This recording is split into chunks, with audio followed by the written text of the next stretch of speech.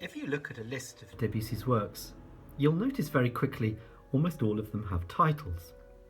We've been thinking about the orchestral work Clouds and the piano pieces Temples and An Evening in Granada.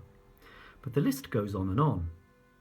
Take a look at the 24 piano preludes Debussy composed and published in 2 books.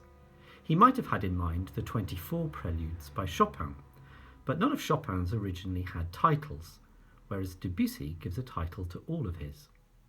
Some of these are rather vague, like Veils, or is it Sails, number 2 from book 1, whereas others seem very precise, like Fireworks or Dead Leaves from book 2.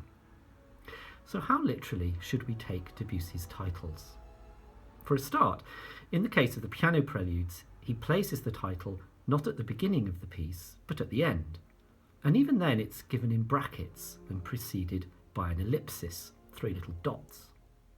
All of which points to the idea that Debussy offers these titles as a mere suggestion, as if he were saying, well, you could hear this piece, a bit like the movement of Fireworks, or the wind, or reflections on the surface of water. One writer on Debussy, the French philosopher Vladimir Jankelevich, suggested that Debussy uses his titles as a kind of alibi or excuse. If you were to listen to some of these pieces without their title, especially over 100 years ago when they were written, you might well struggle to make sense of some of the more radical sound worlds Debussy creates. But when you have a title to hang on to, like What the West Wind Saw, you can explain away some of the extended passages that sound like violent noise rather than tuneful music.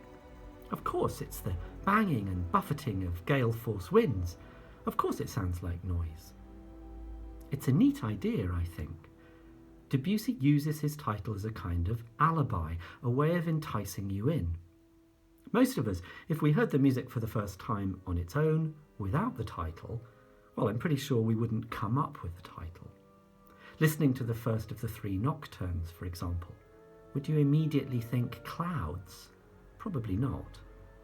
But by putting the image into your mind as you start listening, it makes you much more willing to accept a piece that's really very minimal and quite abstract. Nothing much happens, and there's only very little contrast, just like the movement of clouds on a grey day. I think Debussy has been very clever here. It comes back to the idea of him as a quiet revolutionary.